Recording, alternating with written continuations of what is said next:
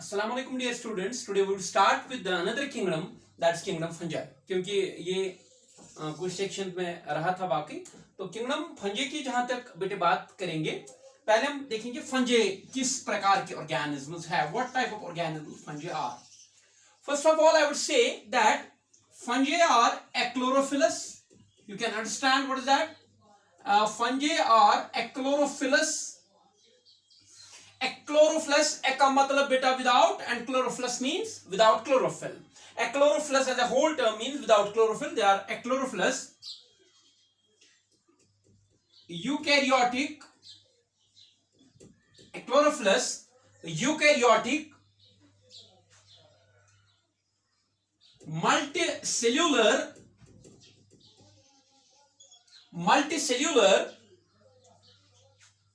thalloid organisms, thalloid heterotrophic organisms. That you should remember, my dear students. This is a diagnostic, what is called as, this is a good, this is a standard definition for the fungi. That fungi are achlorophyllous, they are without chlorophyll. Without chlorophyll means they cannot perform photosynthesis at all. And they are what is called as eukaryotic, that is they have cell structure, they have eukaryotic cell structure. They are multicellular, that you can understand. They have thalloid body, that is their body is also undifferentiated. And they do not have what you call differentiated tissues like plants, like animals. What you call it? They are heterotrophic because they do not. They are what you call it? They lack chlorophyll, so they cannot be photosynthetic. They are heterotrophic organism. It's a unique group of what you call as. It's a unique group of eukaryotic organisms. जो ना कि protista से मिलते हैं, ना कि plants के साथ मिलते हैं, तो ना कि एनिमल्स के साथ मिलते हैं, but it's a unique group of what called as eukaryotic organisms. So this is about what called as fungi. Next point is study of fungi. जब हम fungi के बारे में पढ़ते बेटा, when we regarding their classification, cell structure, rest of the features, study of fungi जब हम fungi पढ़ते बेटा, that's called mycology. उसको हम mycology बोलते बेटा, कभी कभार नीट में आ सकता है ये पॉइंट कि study of fungi क्या क्या आता है बेटा, it is what called as mycology. तो आप ये definition बेटा कॉपी कर लो and you write down this point. So this is what we called as about fungi. ये आप कॉपी कर लीजिए.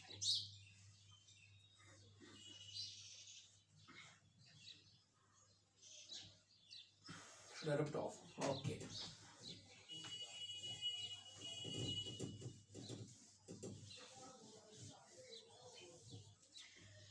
Now, when we talk about their habitat के बारे में हम इनकी बात करेंगे बेटा. They show great diversity with respect to the habitat and morphology. इनकी morphology में बहुत diversity है. मतलब एक फंज आप देखेंगे एक प्रकार की morphology रखता होगा. You would see next fungi and you would see there what you call it there are diverse. They have diversity in the morphology and what you call it diversity. Yeah, what you call it habitat. Sorry. अब इनके habitat के बारे में बात करेंगे. They are almost cosmopolitan. ये text की भी एक टर्म है cosmopolitan. That's they are found almost everywhere. All the possible habitats on the earth. Fungi में what you called as fungi may be expected in them. They may containing fungi. So fungi have what you call as they are almost cosmopolitan. That is they occur everywhere. That is they occur everywhere. हर किसी जगह में होते बेटा ये. So when we look at their habitat, they can be what you called as aquatic. ये aquatic ecosystem में भी पाए जाते हैं, एक्वाटिक हैबिटेट्स में भी पाए जाते हैं बेटा, और दे can B terrestrial. They can B terrestrial. कुछ फंजे हैं बेटा जो एक्वाटिक भी हो सकते हैं, which could be what is called as thriving in the water bodies, and terrestrial they are also present. अगर इनका मेन जो देखेंगे, mainly they are terrestrial. Mainly they are what is called as terrestrial habitats में ही ज्यादा इनको पाया जाता है बेटा. तो ये आप कॉपी कर लो इनके habitat के बारे में. Now looking at their habitat, my dear students, fungi are also seen on what is called as some extreme habitats. कुछ मतलब मखसूस habitats में भी इनको देखा जाता है बेटा. For example, fungi growing on the wood. जो wood पर grow करते बेटा, fungi growing on the wood. कुछ फंजे wood bark वगैरह पे what you called those are called as epizyllic fungi. वो जो हैबिटेट की बात हो रही है ना, कुछ वुड पर पाए जाते बेटा, they are called as epixylic fungi. इसी तरीके से they are found on the tree barks. Tree barks पे इनको देखा जाता है बेटा। आप लोगों ने ट्रीज पर देखा होगा कभी, अगर आपने ध्यान से देखा होगा, वो मोड़ जैसे होते हैं, वो व्हाट इज कॉल्ड एज कुछ फंजे ट्री बार्क्स पे देखे जाते हैं। Those are called as corticolous fungi, उनको हम कॉर्टिक्यूलस फंजे कहते हैं बेटा, they are called as corticolous fungi. So they can be seen on the wood, they can be seen on the tree barks, living tree barks beta, that's what we call living plants के barks पर इनको देखा जाता है, that's corticulus. और they can be what we call as seen on the cow dung, dung पे ये होते हैं, cow dung particularly, that's coprophilous fungi. तो those are coprophilous fungi, इनको हम coprophilous fungi बोलते हैं, जो dung पर होते हैं बेटा। Are you getting it? तो इसी तरीके से they can be what is called as seen on the habit of, they can be, some fungi can be seen on the wood, some on the tree bark, some on the cow dung. जो डंग पर पाए जाते हैं उनको कोप्रोफिलस फंजे कहते हैं, जो barks पे, ट्री बार्क्स पे उनको कॉर्टिक्यूलस, और जो वुड पे उनको बेटा एपिजाइलिक फंजे कहा जाता है बेटा। और that's what is called as very very important, ये आपने याद रखना है बेटा। They can also be found on the burnt wood, जली हुई लकड़ी पर, those are called as xylophilus. Those are called as xylophilus fungi. वो फंजे जो burnt wood पर, जली हुई लकड़ी पर पाए जाते हैं, इनको xylophilus कहा जाता है बेटा, उनको they are called as xylophilus. They are what is called as, some fungi are also they also grow on the hair, or what is called as nails of animals, also like that. Those are called as keratinophilus fungi. केराटिनोफाइलस। तो ये ज्यादा important बेटा, इसमें कोप्रोफिलस फंजा अक्सर देखते हैं कि fungi coprophilous in nature, they are found on the cow dung या हेयर्स पे जो ग्रो करते हैं। It can be sometimes they can be asked, इनके बारे में बेटे आप याद रखिए। This is about their what is called as habitat. They can thrive in both aquatic as well as terrestrial habitats, but mainly they are seen in what is called as, okay, they are mainly seen in the terrestrial habitats. तो ये होगी बेटा इनके habitat के बारे में बात, that's about their what is called as habitat. Next is we would what is called as discuss about their nutrition. अब इनकी यहां पर न्यूट्रिशन की बात करें, पहले तो हमने हैबिटेट की बात की, दूसरी अब न्यूट्रिशन की बात करेंगे बेटे। एक चीज आप भले मैंने आपको बेटे ये एक्सप्लेन किया, अभी मैंने आपको एक्सप्लेन किया, must be remembering that, आप को याद होगा कि at least they do not perform photosynthesis, they are not autotrophs, they have what is called as, when we talk about their nutrition, it's very clear that they would be having what is called as heterotrophic modes of nutrition. इनमें heterotrophic modes of nutrition होंगे बेटा, जिसमें एक हमारे पास आ जाता है बेटा saprophytic nutrition, दूसरा हमारे पास आ जाता है इनका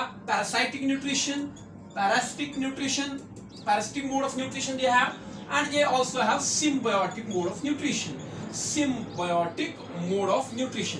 तो क्लियरली ये बात आपने याद रखना है कि फंजा एक्सक्लूसिवली है heterotrophic group of organisms, they never what is called as perform photosynthesis or what is called as chemosynthesis. Now when we talk about the saprophytic mode, ये तो आप लोगों को बेटे बहुत अच्छे तरीके से पता होगा। इसमें क्या करते हैं बेटा फंजे, they secrete enzymes or the substratum or the what is called as dead organic matter, उसको कन्वर्ट कर लेते हैं इनटू सॉल्युबल ऑर्गेनिक न्यूट्रिएंट्स।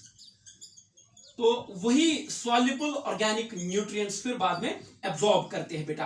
तो ये हो गया मेरे बच्चों, this is what saprophytic mode of nutrition. क्या होता है इसमें, जो भी फंजे है ये एक्स्ट्रा सेलुलर एंजाइम्स सिक्रीट करेंगे डेड ऑर्गेनिक मैटर पर, कॉम्प्लेक्स डेड ऑर्गेनिक मैटर पर, उसको कन्वर्ट करेंगे into soluble organic matter like simple sugars, amino acids, what is called as other organic simpler soluble organic materials, तो वो फिर absorb करेगी इनकी बॉडी, तो उसको हम बोलते हैं saprophytic mode of nutrition.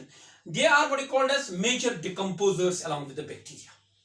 Because of their saprophytic mode of nutrition, they are what is called as major group of decomposers along with the bacteria. अगर हम बेटा soil में देखें, दो major group of decomposers है, one is fungi and another is what is called as, okay, one is fungi and another is bacteria.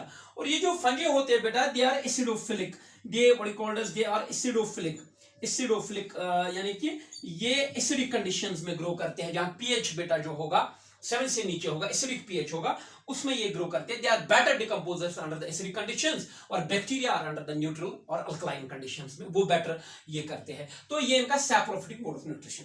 Parasitic तो आप अभी आपको मैं थोड़ा सा एक्सप्लेन कर लूंगा बेटा। Parasitic means they live on the plant bodies, they live on the animal bodies as parasites and they derive what we call as nutrition from their what we call as host. तो ये parasitic mode of nutrition। अब symbiotic बेटा, कभी कभार क्या होता है बेटा, they live in association with other organisms। Fungi live in association with other organisms, other organisms से इनको फूड मिलता है बेटा, in turn they benefit them, that's why it is symbiotic। यहाँ पे भी ये खुद नहीं बनाते हैं, यहाँ पर भी ये होस्ट से निकालते हैं, लेकिन यहाँ और यहाँ फर्क है, यहाँ तो ये होस्ट को नुकसान ही कर लेते, लेकिन यहाँ होस्ट को फायदा देते बेटे। For example, you might be knowing that we have a group of plants which we have recently discussed, that's algae। कुछ फंजाई जो है वो एल्गी के साथ एसोसिएट होते हैं, ये फंजाई है बेटा, ये एल्गी के साथ एसोसिएट हो गया। इस एसोसिएशन को हम लाइकन बोलते हैं बेटा। और लाइकन क्या होता है बेटा, जब फंजाई किसके साथ जुड़ा, एल्गी, एल्गी आर फोटोसिंथेटिक, ये फूड बनाएगा, फूड फंजाई बेटा, फंजाई को भी मिलेगा, और फंजी जो है इंटर इसको प्रोडक्शन देगा या बाकी चीजें भी इसको दे सकता है। इसी तरीके से जो हमारे फंजी होते हैं, they can live in association with the roots of what is called as, fungi can live in association with the roots of what is called as gymnosperms और एंजियोस्पर्म्स, जिम्नोस्पर्म्स एंड एंजियोस्पर्म्स। तो इनके roots के साथ भी ये associated रहते हैं बेटा। तो that when fungi associate with the roots of the higher plants, that gymnosperms and angiosperms, that association is called as mycorrhizae, उसको mycorrhizae बोलते हैं बेटा। और mycorrhizae में क्या होता है, देखो फंजी किसके साथ जुड़ा, रूट के साथ। रूट किसका है, प्लांट का, प्लांट के रूट से डिराइव करेगा न्यूट्रिएंट्स, और इन टर्न ये इसको प्रोटेक्शन देगा, फंगल माइसीलियम या फंजी इसको प्रोटेक्शन देगा और न्यूट्रिएंट एब्जॉर्प्शन भी में मदद करेगा। तो ये हो गया हमारा ऑटोट्रॉफिक मोड, इनका नहीं है, exclusively heterotrophic group of organisms. And और इनमें सबसे कॉमन जो मोड है वो है saprophytic, most common mode. This is most common mode of nutrition in the fungi. तो फंजाई में ये कॉमन मोड ऑफ न्यूट्रिशन है, तो इसको कॉपी कर लीजिए।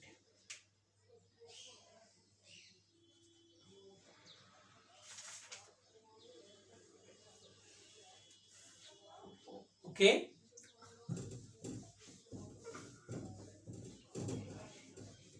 तो क्या बेटे हमने फंजे में अभी तक पढ़ा। पहले मैंने आपको इंट्रोडक्शन दिया कि फंजे के क्या फीचर्स है, chlorophyllous organisms, unicellular sorry multicellular, eukaryotic, वो तो थैलॉइड, वो तो सब मैंने बोला। फिर उसके बाद मैंने पहले हैबिटेट की बात की, समझ रहे थे आप बेटा।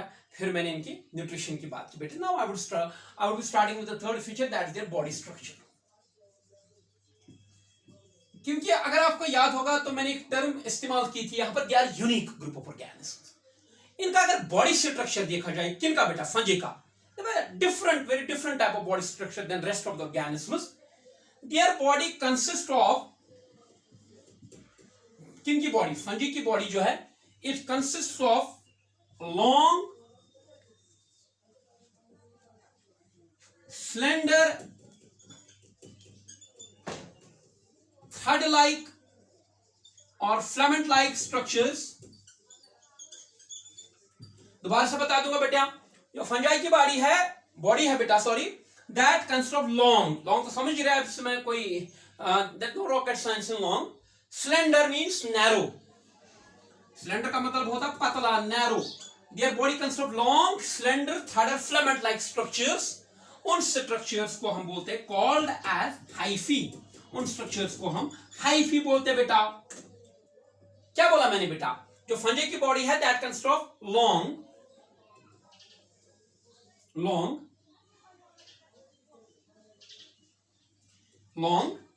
slender narrow thread or filament like structures, this is called as, इसको हम बोलते बेटा हाइफी। तो अब ये हाइफी जो होते बेटा, they aggregate with each other, या एग्रीगेट हो जाते बेटा। ये हाइफी जो है, they aggregate, they form a network, एक नेटवर्क बनाते हैं बेटा, that network is called as mycelium. ये जो हाइफी होते हैं बेटा, दे एग्रीगेट हो जाते हैं आपस में। ये बेटा हाइफी सेल्स होते हैं, ऐसा नहीं कि you would know, they are cells long, called as thread like, filamentous ये होता है बेटा, तो जब ये हाइफी एग्रीगेट हो जाते हैं, they form a network. The network of the hyphae is called as network of hyphae जो है बेटा, network of hyphae, that's called as mycelium. That's called as mycelium. That's very very important.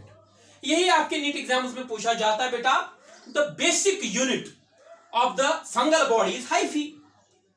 Hyphae, what is hyphae? It is a long, slender, third filament-like structure. ये filaments जुड़ जाते हैं बेटा, and when they aggregate, they form a network. That network of the hyphae is called as mycelium. और वहीं पर ये अक्सर एक ब्रॉड क्वेश्चन आ जाता है कि there is a very what called broad terms में ये पूछा जाता है, which among the following have mycelial body? So I can what called as say fungi have mycelial body. इनमें mycelium होता है. mycelium क्या होता है? Network of hyphae. हाइफी क्या होता है? Long slender thread like structure. देखिए बेटा, एक स्लेंडर, एक थ्रेड लाइक स्ट्रक्चर, दूसरा थ्रेड लाइक स्ट्रक्चर, तीसरा थ्रेड लाइक स्ट्रक्चर, यही एग्रीगेट हो जाते हैं, एक नेटवर्क बनाता है बेटा, and that network is called as mycelium. I hope you understand.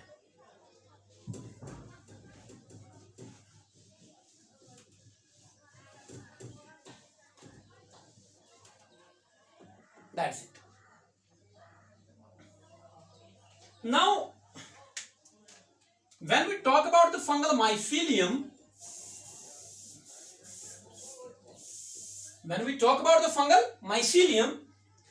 mycelium बेटे दो प्रकार का हो सकता है. One is aseptate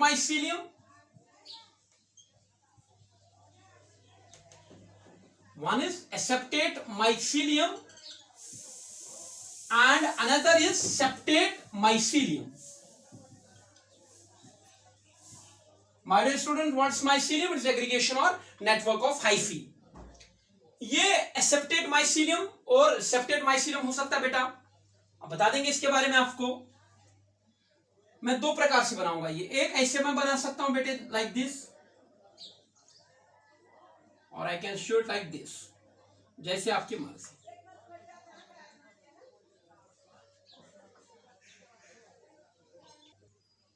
देखिए बेटे, ये यहां पर न्यूक्लियाई, दिस इज साइटोप्लाज्म. या like this is nuclei, this is cytoplasm, और I can see cytoplasm. Okay, this is it. When you see this type of mycelium, it's a long, ऐसे देखो इसको या इसको देखो, long tube, long multinucleated tube. It's long multinucleated tube like structure filled with cytoplasm. देखिए बेटा, मैं दोबारा से आपके I would all again explain it. यहां देखिए माइसीलियम, फंगल माइसीलियम है. ये एक what is called as it's an open tube. इसमें कहीं सेप्टा नहीं, इसमें कहीं क्रॉस वॉल नहीं है बेटा. There is no cross wall, there are no septa, there are no separating what is called as walls. ये हाइफी इस तरीके से जुड़े हैं, इस तरीके से माइसीलियम बना है कि माइसीलियम एक कंटिन्यूअस ट्यूब बना है filled with multinucleated protoplasm, I can से साइटोप्लाज्म. इस तरीके से यहां आप देखेंगे, यहां इस तरीके से हाइफी का यूनियन हो चुका है. ऐसे हाइफी जुड़ते हैं बेटा. माइसीलियम ऐसा बनता है कि इसमें कोई सेप्टा नहीं होता है. There are no asepta, septate, that's without, means without, and septate means septa. There are no cross walls. Cross walls जो होते हैं इसमें, they are absent, और septa जो इसमें होते बेटा, they are also absent. I can say it's like this, aseptate और multinucleate. और ऐसा याद रखना आप नीट के लिए मेरे बच्चों इंपॉर्टेंट है. अगर माइसीलियम इस तरीके का है, किस तरीके का? aseptate multinucleate mycelium. It's also called as sinusitic mycelium. ये आपने कॉपी किया? I hope you have done it. Okay, my dear students.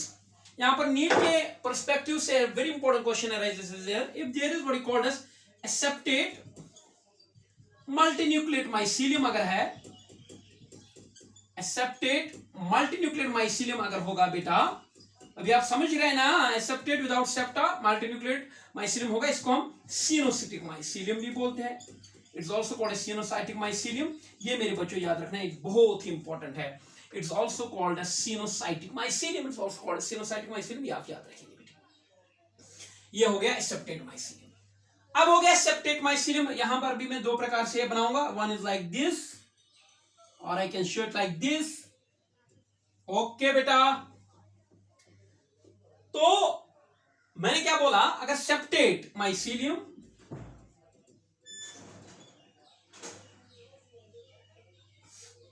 और इट्स लाइक दिस, देखिए यहां पर भी माइसीलियम देख लीजिए बेटा, इसको गौर से देखिए, क्या ये माइसीलियम कंटिन्यूअस है? No, there are cross walls, यहां cross wall cross wall cross wall cross wall cross wall cross wall. तो जहां पर सेप्टेट माइसीलियम में क्या होता है, सेप्टा प्रेजेंट और I can say cross walls they are present. तो ये इस तरीके से आपने देखना है, septa present cross wall present, ऐसे माइसीलियम को सेप्टेट माइसीलियम कहा जाता है बेटे। When we talk about these two type of mycelia, the septate mycelium is found in the advanced fungi. Advanced fungi में ये type of mycelium, और जो primitive fungi है, less evolved fungi है बेटा, उनमें septate mycelium देखने को मिलता है बेटा। That's it. Thank you. ये mycelium के बारे में। Okay.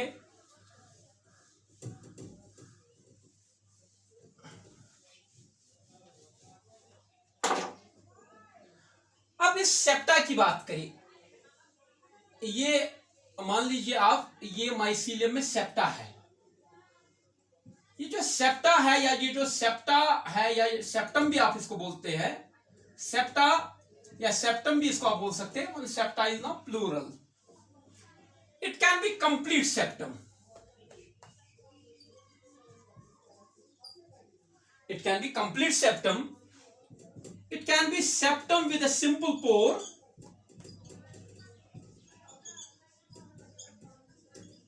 or it can be dolipore septum। ये देखो बेटा, dolipore septum और complex septum,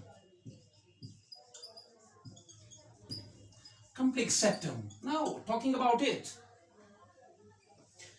ये हो गया हाइफी एक, ये हो गया दूसरा हाइफी, ये माइसीलियम का एक hyphae, let's say H1 this H2। इसमें अगर ये सेप्टम है, इसमें कोई पोर नहीं है बेटा, it's called as complete septum. What's complete, what you called as septum? Septum without any pore, that's called as complete septum. तो किसको बोलेंगे कंप्लीट सेप्टम? सेप्टा है, क्रॉस वॉल है, लेकिन इसमें कोई पोर नहीं, इसमें कोई पैसेज नहीं, ओपनिंग नहीं है बेटा, it's called as complete septum. Now I can say septa, this is septa with a simple pore. This is what you called as septa. You can say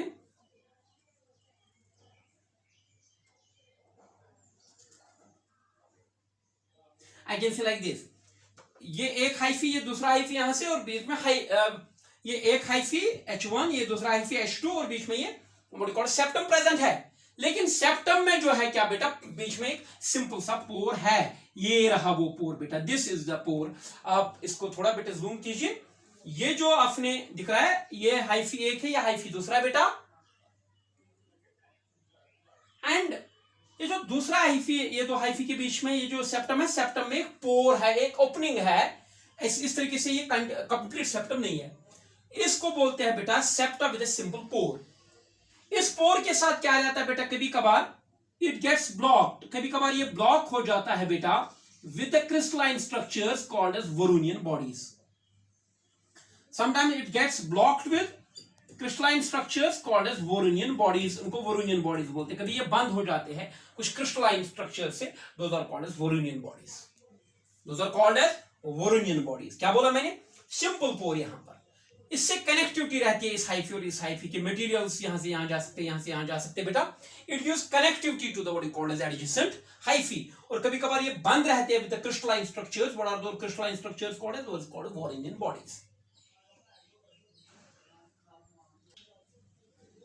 now my dear students, I am talking about dolipore septum और complex septum.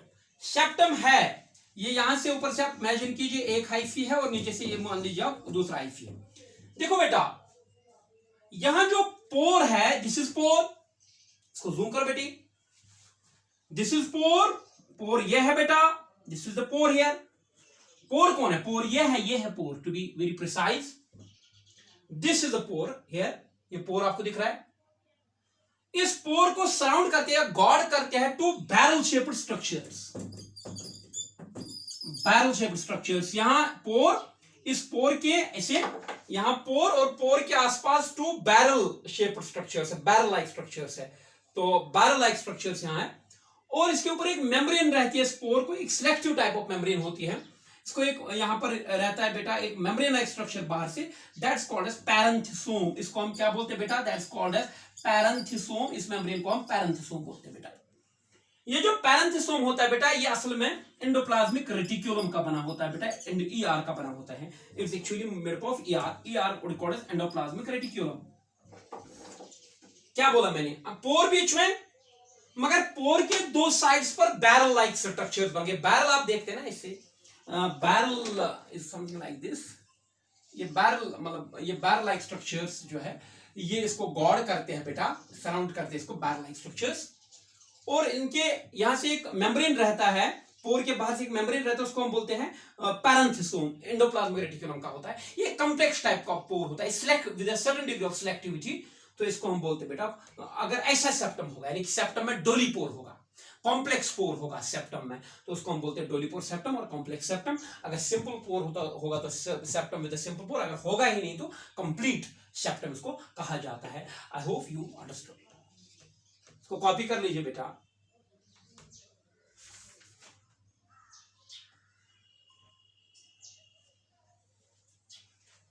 Okay,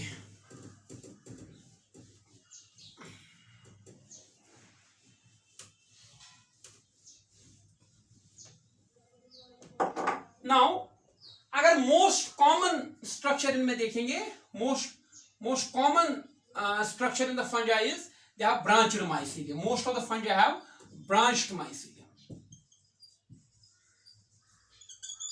most of the fungi have, याद रखो, most common condition in the fungi is branched mycelium. Mycelium होता मगर ये branched होता है, बड़ा complex diffused होता है बेटा, ब्रांच्ड माइसीलियम में सबसे कॉमन है।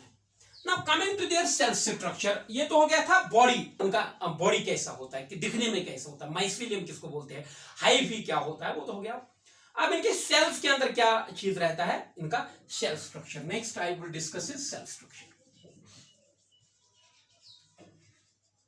अगर कोई भी फंगल सेल ली जाए बेटा, बाहर से it's externally covered by, it's externally covered by cell wall. Fungi की सेल लेता हूं बेटा, अंडर माइक्रोस्कोप में इसको देखूंगा तो externally what called as they are covered by the cell wall. अब जहां तक सेल वॉल का ताल्लुक है, फंजे का सेल वॉल जो है बेटा, it's made up of, cell wall is made up of chitin. This is the most important point about what called fungi. ये दो जगह टेक्स्ट में आता है। अगर आपने कंपैरेटिव स्टडीज 5 किंगडम का पढ़ा होगा, एक पेज दिया हुआ है टेक्स्ट बुक में, वहां पर सेल वॉल के बारे में लिखा, फंगल सेल वॉल के बारे में काइटिन का बना होता है।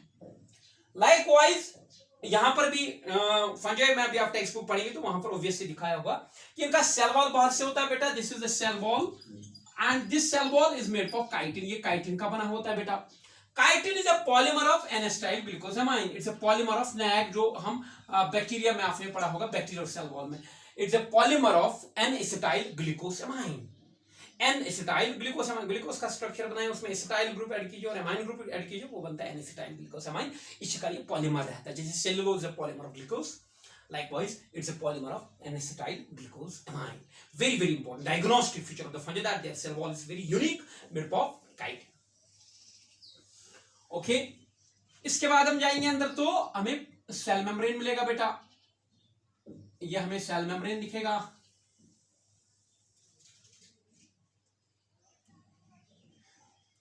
अब मैं इसको बड़ा आराम से आपको बता दूंगा। ये प्लाज्मा मेम्ब्रेन, सेल वॉल था, ये सेल वॉल के अंदर ये है पीएम। पीएम क्या होता है बेटा? प्रधानमंत्री नहीं, plasma membrane. Plasma membrane as such they have called as fluid mosaic model that is phospholipid bilayer, को तो पता है। यहां पर कुछ आउटग्रेड्स रहती है बेटा प्लाज्मा मेम्ब्रेन में, दोज आर कॉल्ड एज लोमोसोम्स। लोमोसोम्स इनको बोलते हैं। फंजाई के प्लाज्मा मेम्ब्रेन में कॉइल्ड स्ट्रक्चर्स देखने को मिलते हैं बेटा, उनको हम लोमोसोम्स बोलते हैं। जो लोमोसोम्स होते हैं बेटा, बैक्टीरिया में आपने इसका काउंटर पार्ट देखा होगा मिजोसोम्स, कॉन्ड्राइड्स वगैरह वो तो पढ़ा होगा। लोमोसोम्स यहां पर देखने को मिलते हैं। They increase absorptive surface area, they increase absorptive surface area of the mycelium. ये माइसीलियम का सरफेस एरिया बढ़ाते हैं, एब्जॉर्ब ज्यादा से ज्यादा होता है। तो ये प्लाज्मा मेम्ब्रेन के अंदर एक चीज याद रखना है, इनमें कॉइल्ड स्ट्रक्चर्स देखने को मिलते हैं, दोज आर कॉल्ड एज लोमोसोम्स। ये याद रखो, बस इतना काफी है। प्लाज्मा मेम्ब्रेन में लोमोसोम्स होते हैं, ये याद रखो तो काफी है बेटा। इसके बाद अगर देखेंगे membrane bound cell organelles are present. इसके बाद membrane bound cell organelles are present. Membrane bound cell organelles are present. यार वगैरह मतलब जो होगा वो प्रेजेंट होंगे, जैसे यूकैरियोटिक सेल्स में होता है। Membrane bound cell organelles they are present. आपको पता है एक सेल ऑर्गेनेल रहता है सेल्स के अंदर, those are called as Golgi bodies. ये गोल्गी बॉडी आपने जो पढ़ा होगा, यू माइट हैव हियर्ड कि दे हैव रिकॉर्ड एज, उनके अंदर सिस्टर्नी बने होते हैं, सिस्टर्नी होते हैं उनके अंदर, अगर आपको पता होगा। दे हैव यूनिसिस्टर्नल गोल्गी अपैरेटस, यानी एक ही सिस्टर्नी का बना होता है। That's a very important point. Fungi have uni मतलब one सिस्टर्नल, एक ही सिस्टर्नी का गोल्गी अपैरेटस होता है। जी गोल्गी बॉडीज जिनको आप बोलते हैं, they have unicisternal Golgi apparatus, also called as dictyosomes, जिनको आप डिप्टियोसोम्स भी बोलते हैं बेटा। यूनिसिस्टर्नल, एक ही सिस्टर्नी के।